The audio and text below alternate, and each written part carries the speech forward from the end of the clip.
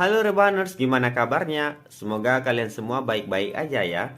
Dan bagi yang sakit, tak bosan-bosan Mimin ingatkan untuk minum obat dan istirahat yang cukup, supaya kamu cepat sembuh dan menikmati celotehan receh ini dari Mimin.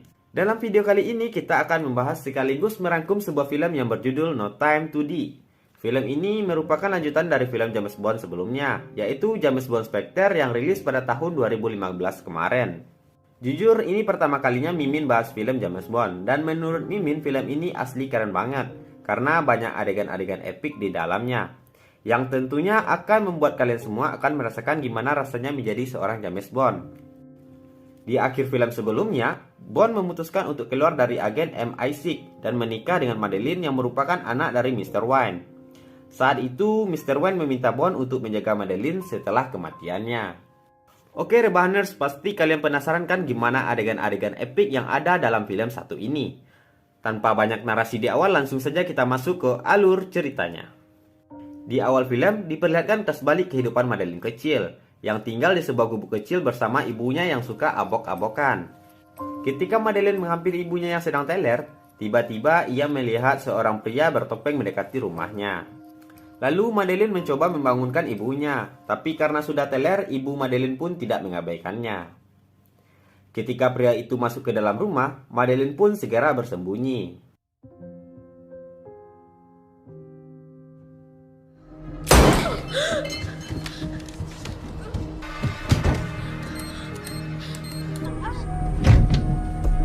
Is Mr. White home?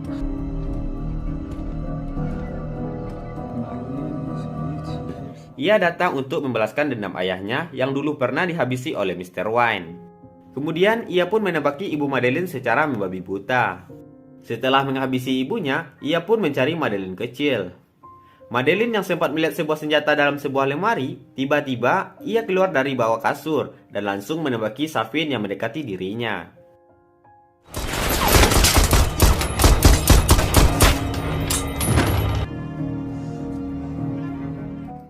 Ketika Madeline menarik mayat Safin, ia belum mati dan terbangun dari pingsannya. Karena hal ini, Madeline pun kaget dan ia pun berlari seedan-edannya. Dan tiba-tiba ia terperosok ke dalam retakan es.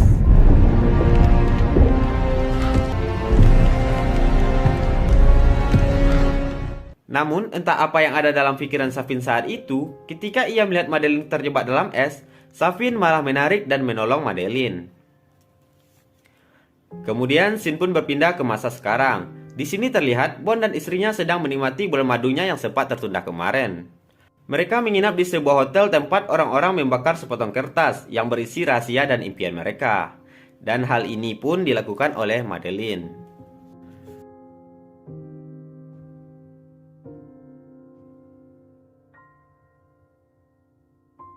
Pagi hari, Bond pun pamit kepada Madeline untuk berziarah ke makam Lynn, mantan kekasihnya. Lynn adalah kekasih Bond yang tewas dalam film Casino Royale. Buat Rebahaners yang ingin Mimin bahas tentang film ini, silahkan komen di bawah ya. Sampai di sana, ia diantar oleh seorang remaja dan meninggalkannya di makam Lynn. Tak lama kemudian, ia melihat sebuah kartu nama berlambang Spectre yang terletak di bawah makam Lynn. Dan tiba-tiba,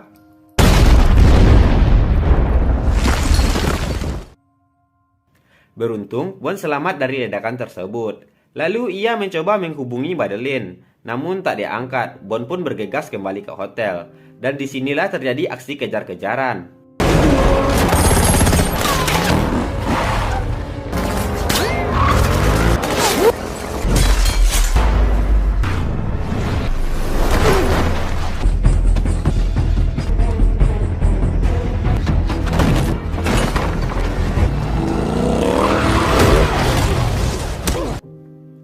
Akhirnya, Bond berhasil melumpuhkan seorang agen Spectre bernama Primo. Dan ia mengatakan bahwa ayah dari Madeline adalah bagian dari Spectre.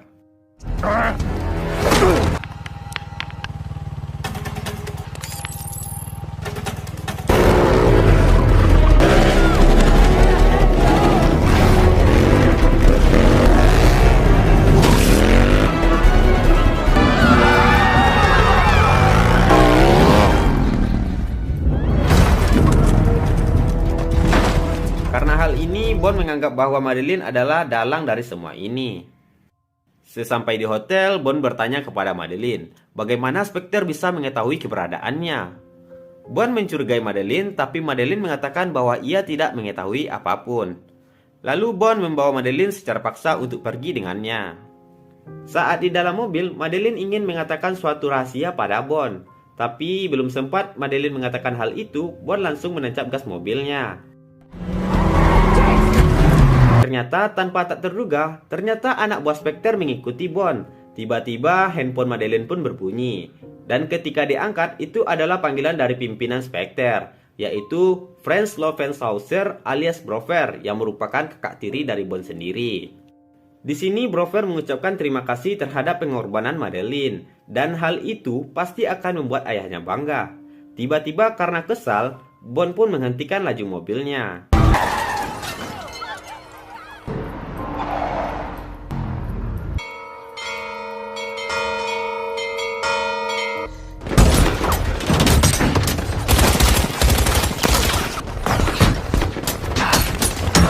Para anak buah Spectre mengepung mobil Bond dengan strategi katak dalam tempurung dan menembakinya secara membabi buta. Dan di sini terlihat Primo masih hidup dan ia pun terlihat sedang membidik Madeline dengan pistolnya. James! Say something, James!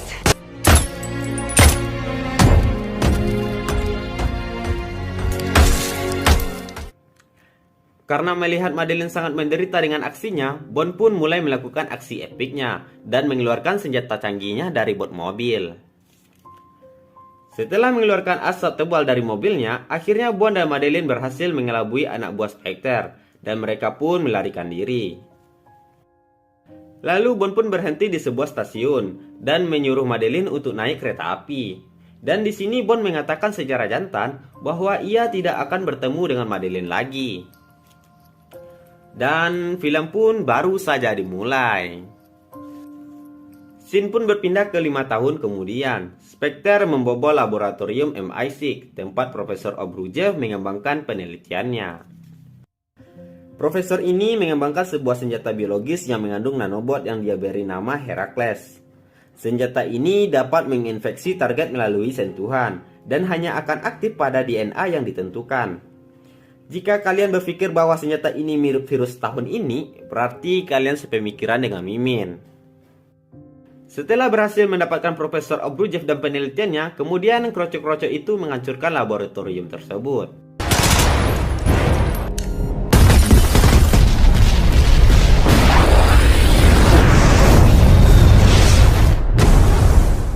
Kemudian scene pun berpindah. Di sini terlihat Bond sedang menikmati masa liburannya di sebuah pulau terpencil di Jamaika setelah ia pensiun dari agen MI6. Suatu hari ketika Bond pulang dari perburuannya, ia dikunjungi oleh teman lamanya yang bekerja di CIA. Ia bernama Felix dan seorang temannya dari Departemen Luar Negeri yang bernama Logan. Tujuan Felix menemui Bond yaitu untuk meminta bantuannya menyelamatkan Profesor Obrujev beserta penelitiannya dari tangan Spectre. Namun Bond menolak hal itu. Nice to see you again, Felix. Tanpa disadari, di sini ada Primo yang menguping pembicaraan mereka.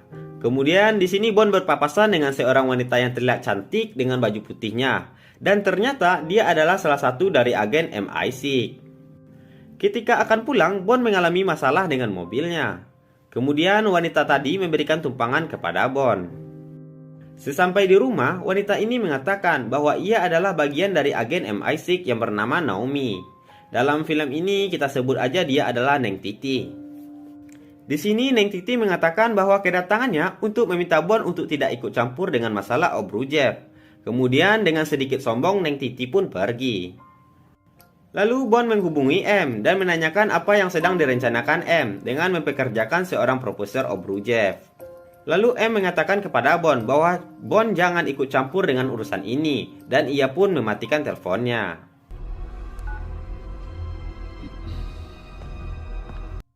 Kemudian M meminta Key untuk memantau keadaan Brover, yang ternyata ia sedang ditahan di sebuah fasilitas tahanan berkeamanan tingkat tinggi di bawah naungan MI6. He only speaks to a psychiatrist. I know, the live feed's what I want.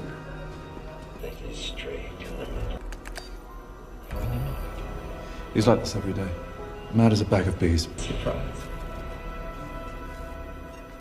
It's nothing. As clean as can be, average.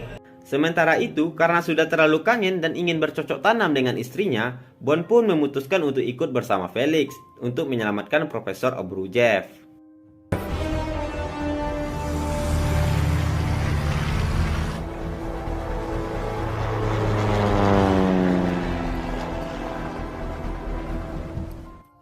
Akhirnya Bond pun sampai di San Diego dan ia bertemu dengan seorang bondon cantik yang bernama Paloma. Di sini ia bertugas sebagai pemandu selama menjalankan misi ini. Di sini mereka menghadiri sebuah pesta yang dihadiri oleh seluruh petinggi Spectre dari berbagai negara. Ternyata ini adalah sebuah jebakan yang khusus dipersiapkan oleh Blofeld untuk menyambut kedatangan Bond. See, now, James Bond. Kemudian di sini terlihat Profesor Obrujev sedang mempersiapkan virus racikannya dengan DNA Bond. Tapi sepertinya di sini terlihat ia membuang DNA tersebut dan menggantinya dengan DNA petinggi-petinggi Spectre. Karena hal ini, ketika virus ini diaktifkan, hal ini justru membunuh para petinggi-petinggi Spectre yang ada di sana. It's too late. It's already crawling onto your skin.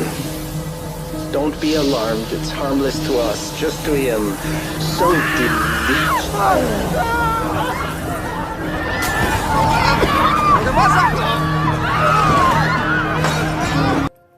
Ketika kondisi sedang ricuh dan ganda gulana, Profesor Obrujev mencoba melarikan diri.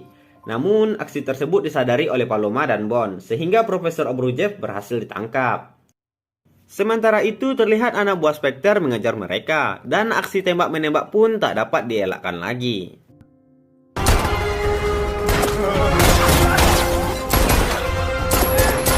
Clear.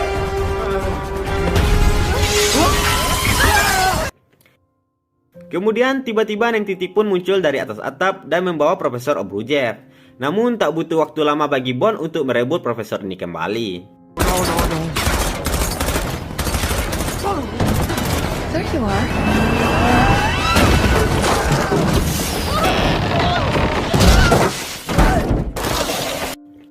Setelah menyelesaikan misinya, Bond dan Paloma pun berpisah. Karena di sini Paloma hanya bertugas untuk menemani Bond, bukan untuk bercocok tanam. Lalu Bond membawa Obrujev ke sebuah kapal, di mana di sini terlihat Felix dan Logan sudah menunggu mereka. Kemudian Bond menginterogasi Profesor Obrujev dan bertanya siapa yang ingin memiliki senjata seperti ini dan kenapa mereka menargetkan Spectre. Mendengar hal ini, Logan meminta Obrujev untuk tutup mulut. Tapi di sini Obrujev mengatakan bahwa M yang memerintahkannya untuk membuat senjata tersebut. Namun di sisi lain ada orang lain yang memintanya untuk sabotase hal tersebut. Karena Logan yang terus berusaha untuk meminta Obrujev tutup mulut, akhirnya Bond menyadari bahwa Logan adalah seorang mata-mata. Dan adu mekanik pun terjadi antara Logan dan Bond. Tanpa sengaja tembakan itu mengenai Felix.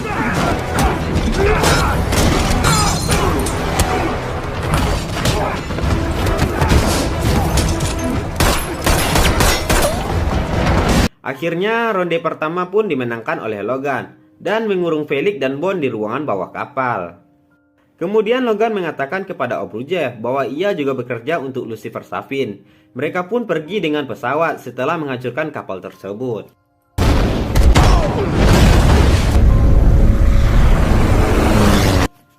Bond pun mencoba menyelamatkan Felix, namun hal itu tidak berhasil dan Felix pun tewas. Felix. Felix. Jujur di sini Mimin sedih banget melihat Bond yang ditinggalkan sahabat terbaiknya. Karena dulu mereka pernah berjanji untuk saling bahagia setelah masalah ini selesai dengan keluarganya masing-masing. Scene pun berpindah. Di sini terlihat Bond pergi ke kantor MI6 dan disambut oleh Manipani. Dalam film ini kita sebut aja Neng Mayang dan Neng Titi untuk mengantarkannya ke ruangan M.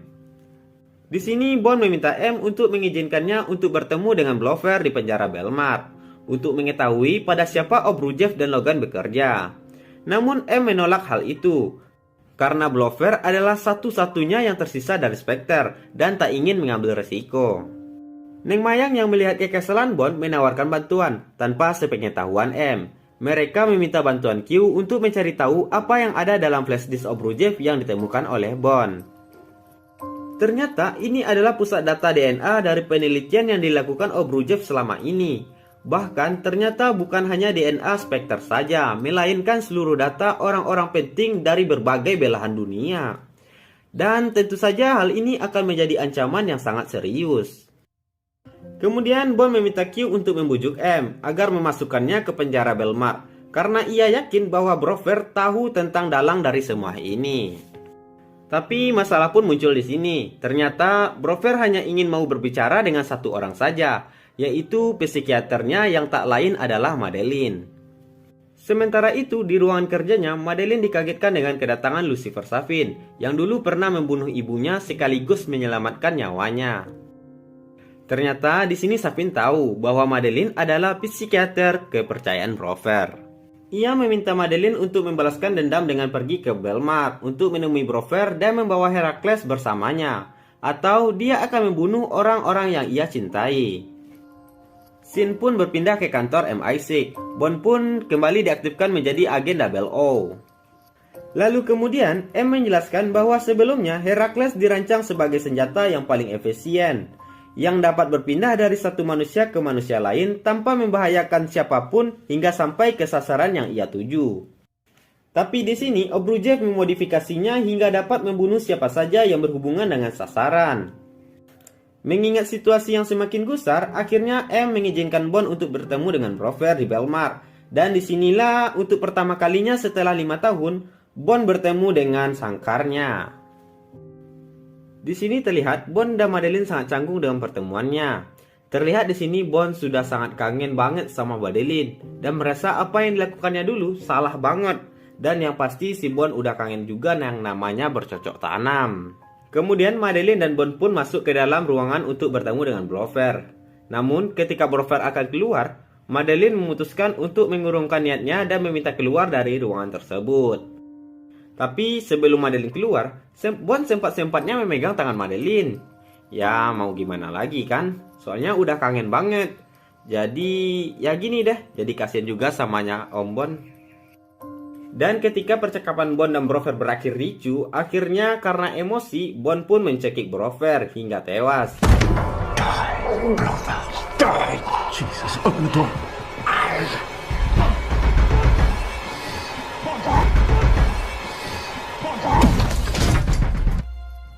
Namun sebenarnya bukan karena cekikan Bond ia tewas, melainkan karena Herakles yang ada di tangannya. Kemudian Q pun menyimpulkan bahwa Herakles tidak dapat dikeluarkan dari tubuh Bond. Karena sekali ia terinfeksi, maka selamanya ia akan ada di dalam tubuh Bond. Dan di sini dijelaskan bahwa hal itu tidak akan berbahaya selama Bond bukan targetnya. Kemudian Bond pun memutuskan bertemu dengan Madeleine dan ia menemukannya di rumah masa kecilnya. Dan Bond pun terkejut karena ternyata di sana Madeleine sudah memiliki seorang putri bernama Mathilda yang memiliki mata biru persis seperti Bond. Tapi di sini Madeleine tidak ingin mengatakan bahwa Mathilda adalah anak Bond, sehingga Bond tidak mengetahui hal itu. Tapi di sini Bond juga memiliki firasat bahwa itu adalah anaknya, karena gadis ini memiliki mata biru seperti Bond. Kemudian Madeleine membawa Bond ke ruang kerja ayahnya. Di sini Madeleine memberitahu Bond mengenai masa lalu ayahnya dengan seorang pria bernama Safin yang menjadi dalang tewasnya Brouwer dan juga petinggi-petinggi lainnya malam itu. Dan ia juga mengatakan bahwa Safin mempunyai sebuah pulau keluarga yang dulunya direbut oleh ayahnya. Dan Madeleine yakin bahwa disinilah pusat pengembangan Herakles. Karena mendapat informasi tersebut, Bond pun langsung menghubungi Q untuk melacak Safin dan pulau yang dimaksud Madeleine dengan mengirimkan sebuah gambar yang ia dapatkan. Kemudian setelah berhasil mendapatkan lokasi pulau tersebut, Q langsung menghubungi MI6 dan memberitahukan bahwa lokasinya terletak di perairan sengketa antara Jepang dan Rusia. Alex juga menampilkan citra satelit Jepang yang memantau aktivitas mencurigakan di pulau tersebut. Bond sebelumnya meminta Neng Mayang untuk melacak Logan, mendapatkan koordinat bahwa saat ini Logan berada tidak jauh dari lokasinya, sehingga Bond yakin bahwa Logan sedang mengincar Madeleine. Lalu mereka segera bergegas meninggalkan rumah tersebut. Tapi tiba-tiba di tengah perjalanan mereka dibuntuti oleh dua mobil yang tidak ia kenal.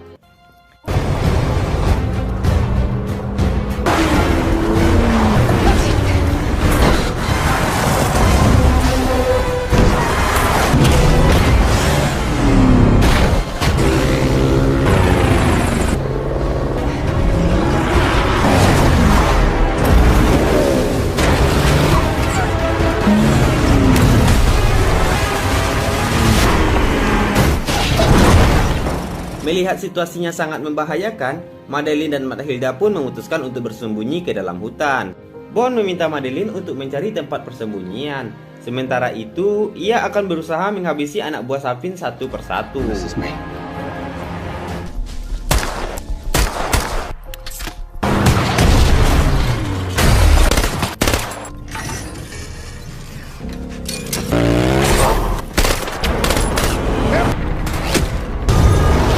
Akhirnya, Bond bertemu dengan Logan dalam kecelakaan itu, dan terlihat Logan meminta bantuan kepada Bond.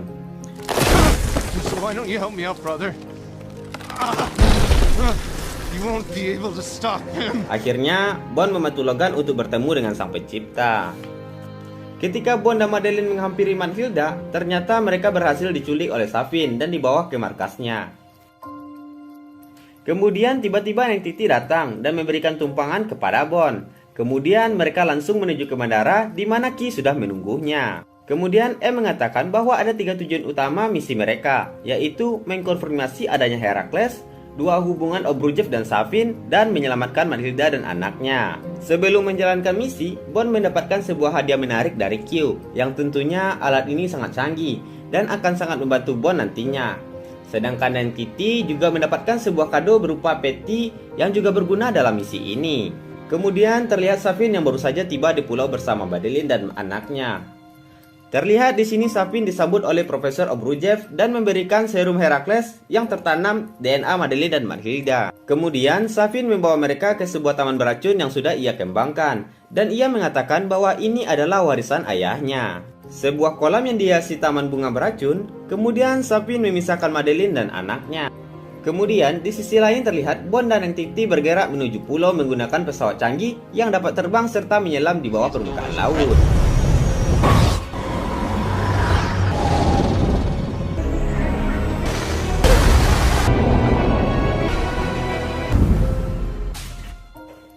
Sesampai di pulau tersebut, Bond langsung mematikan kamera pengintai menggunakan arlojinya dan menyisir setiap ruangan dan dipandu oleh Q melalui pemetaan ruangan yang dibawa oleh Neng Titi. Bond pun berhasil menemukan Obrujev dan ia berencana untuk segera meledakkan laboratorium tersebut. Kemudian terlihat Madeline yang berhasil kabur dari pengawalan Primo. Ketika Bond hendak meledakkan laboratorium, tiba-tiba Safin menyuruh Bond untuk segera menyerahkan diri atau dia akan menghabisi Mathilda. Bond pun berencana untuk menemui Safin dan meminta Neng Titi untuk menghancurkan tempat tersebut jika ia tidak kembali.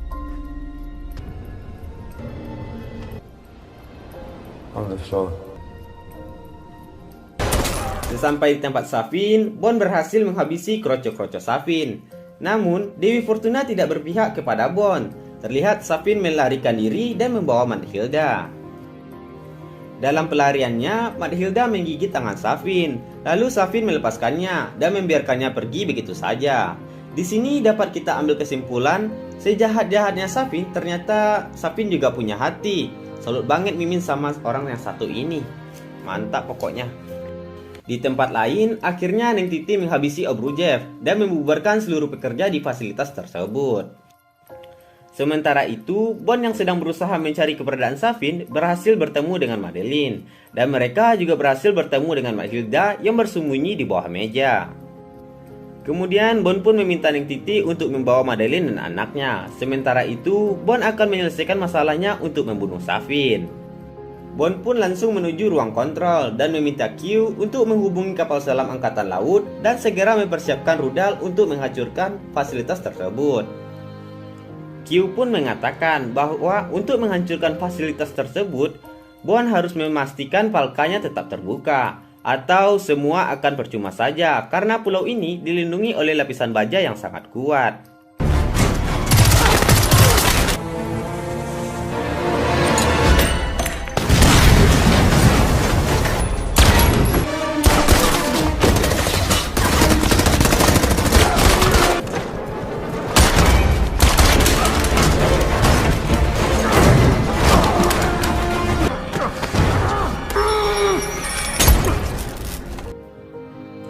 Setelah pertarungan epik tadi, Bond pun berusaha membuka palka tersebut dan berhasil.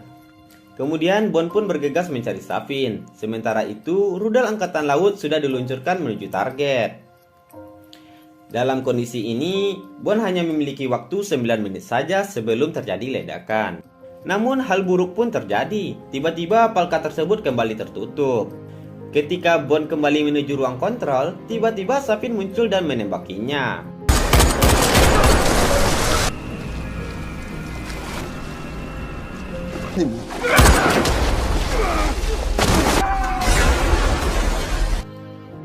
Bond pun berhasil mengalahkan Safin. Namun ternyata Bond terkena Herakles yang dibawa oleh Safin, di mana jika ia bersentuhan dengan Madeleine dan Mathilda, maka ia akan membunuh mereka. Akhirnya Bond berhasil ke ruang kontrol dan membuka kembali seluruh palka yang ada. Namun karena hal ini Bond harus menerima kenyataan bahwa ia tidak bisa menyentuh Madeleine dan Mathilda. Akhirnya, untuk terakhir kalinya, Bond meminta Q untuk menghubungkan panggilannya dengan Madeleine. Di sana, Bond berkata bahwa ia tidak akan selamat. Bond pun mengucapkan terima kasih kepada Mathilda telah melahirkan anak dan menjaga anaknya.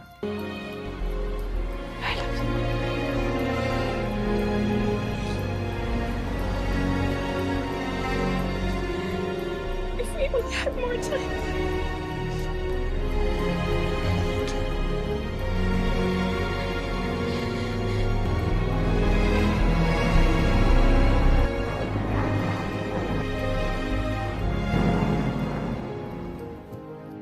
Di akhir scene film, terlihat Bond sudah siap menunggu kedatangan rudal tersebut, dan ia pun sudah siap mati.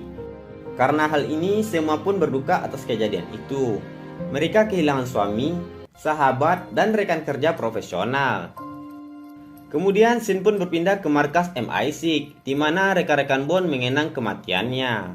Dan film pun berakhir. Gimana rebahan semua? Filmnya bagus kan? Semoga kalian terhibur ya dengan celotehan Mimin ini. Dan di film ini kita dapat sedikit belajar bahwa harta yang paling berharga itu adalah keluarga. Dan menurut Mimin, film ini sangat bagus banget buat kalian tonton bersama keluarga maupun dengan doi.